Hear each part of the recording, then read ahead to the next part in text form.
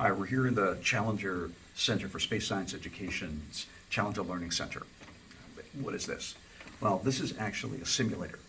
Here we actually do simulated space missions with students and with adults too, teaching them how to work as a team, giving them an opportunity to actually pretend to be an astronaut, or here, working in mission control.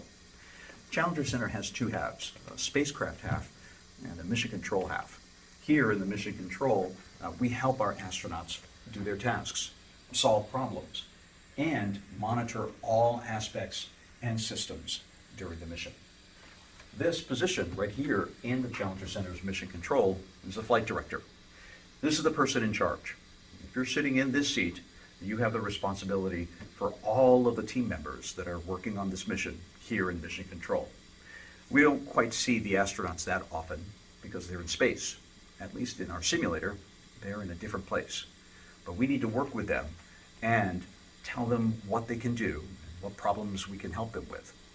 The comm officer, or the communications officer, is responsible for the two-way communication between the spacecraft and our astronauts and the operators here in mission control. They'll be doing voice communication, so working with satellite communication channels just to make sure that we maintain an open communication network with our astronauts. Every once in a while, though, we may need to keep an eye on weather. You may be thinking of weather on Earth, but we're thinking of space weather. You see, it turns out that the space environment is not an empty place, and it's actually affected by what happens on the sun. So we have to keep an eye on and monitor the sun to make sure that it doesn't negatively impact our mission. There may be solar outbursts, solar storms, any number of different things that might affect our astronauts and our hardware in space. Over here, we have an ROV team. Some of our robots are very, very complicated, and they may be six-wheeled or two-wheeled or even eight-wheeled robotic vehicles. Our mission operators that are here, they're working with the electronics. They're making sure that the systems are working properly on the ROV, or the remote operated vehicle, making sure that it's not doing things that are too dangerous or break. And so they are collecting a lot of the data and the science to be handled by the scientists, which we have right here. This is our geologist.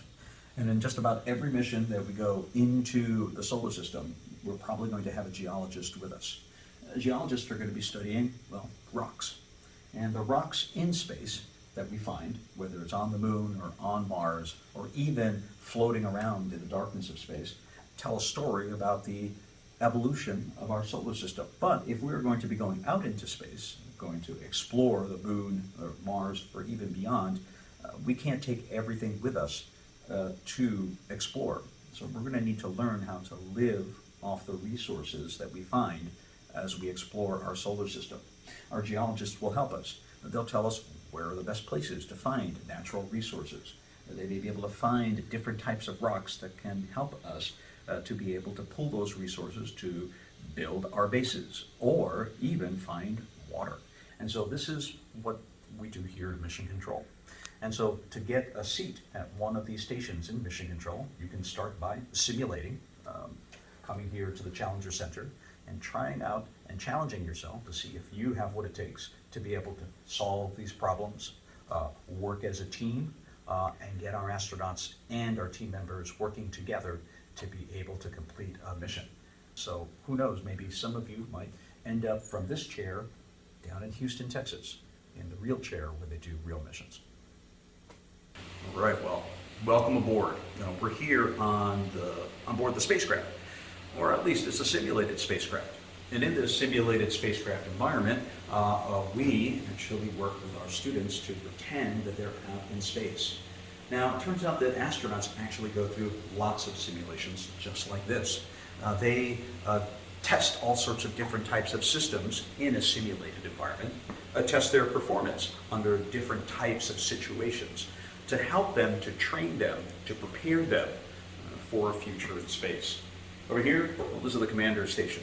And at the commander station, we oversee the entire operations of our crew and our spacecraft, making sure that we stay on course, that we're performing our tasks and we address any emergencies as they come by.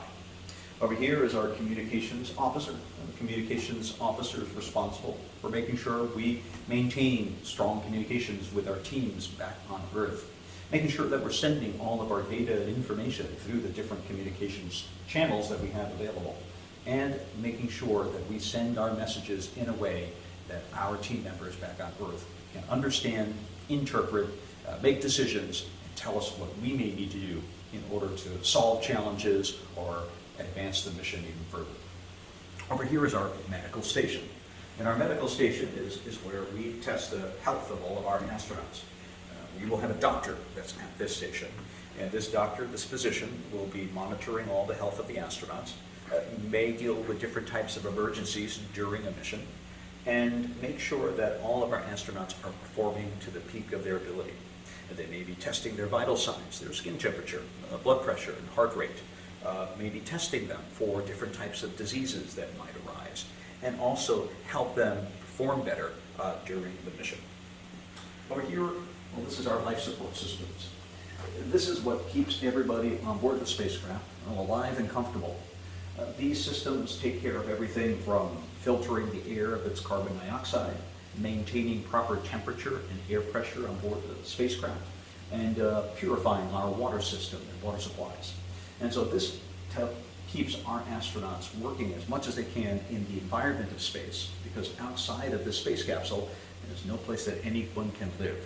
So what we do here with the life support systems is try to make a miniature Earth inside this spacecraft. We're taking the environment of Earth as much as we can, replicating it here in the spacecraft, and taking that with us into space. Over here, well, we've got some robots. And it turns out that we do a lot of missions with robots. Robots can do things that humans can't. They can operate and work in environments that are too dangerous for humans. And so we can deploy robots in different environments, in different places where humans can't go. We deploy them and use them in places where it's too dangerous for humans to operate. And at the same time, we may use them to do repetitive tasks, the things that we can let a robot do that frees up time for an astronaut to do other different types of jobs during a mission. As you can see, those are our robotic systems. These are all the systems that help us to do our jobs and our tasks better while we are in space. Back here is our navigator, and the navigator is responsible for working with a navigation computer to plot and navigate our spacecraft through space. Now, we do not have a steering wheel. We don't have any of those things that you would normally expect in someone that's driving a spacecraft. The way that we drive in space is we use a computer to do very precise calculations, finding out where we are in space, how fast we're going, which direction we're going. We have an engine, a rocket engine, that we fire at very particular times with a certain amount of thrust and for a certain duration. And based on all of the information that we get from our navigation computer, we can calculate burn times for that engine and the maneuvering of that engine so that we can actually move from one place in our solar system to another. It's sailing through space, and our navigator is responsible for making sure that they sail us in a safe way so that we can arrive at our destination. Over here we have different glove boxes where we do different tests. These are tests that are performed on different types of samples where we cannot handle the samples safely. We handle them inside these different kinds of glove boxes.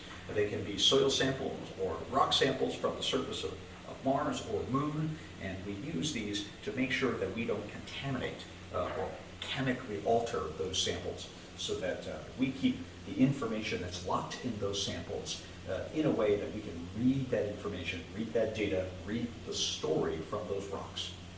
Back here, we've got some biostations performing biological experiments with many different types of experiments that are on board. Sometimes we may be doing experiments with life forms. We have taken into space things like spiders. We've taken into space bacterial samples. And by studying the effects of space on these samples, it gives us clues as to the effects that space will have on us as humans. And over here, we have on board our spacecraft a clean room. And so sometimes we may be carrying robotic systems with us. And these systems have to be assembled in a clean environment so that it's not contaminated by something that's outside of the clean room. Coming into the clean room, you'll see that we have here our satellite bus. We're going to be building a small satellite. And so we can carry these kinds of robotic systems and assemble the systems here on board the spacecraft and test to make sure that our systems are working properly. Once we have everything assembled, we can place it into the airlock. The airlock then opens on the opposite side into the environment of space, and then we can launch this probe out into space, into the environment that we want to explore. So these are all the different types of jobs that you might find on board a spacecraft. And there are probably jobs that we haven't even thought about that might find themselves in the future. Really important that you stay as adaptable as you can. You may find that we don't know everything about what we might encounter in space. And so one of the things that we ask is that our astronauts and the engineers that are working in space programs be ready to solve just about any problem that comes their way.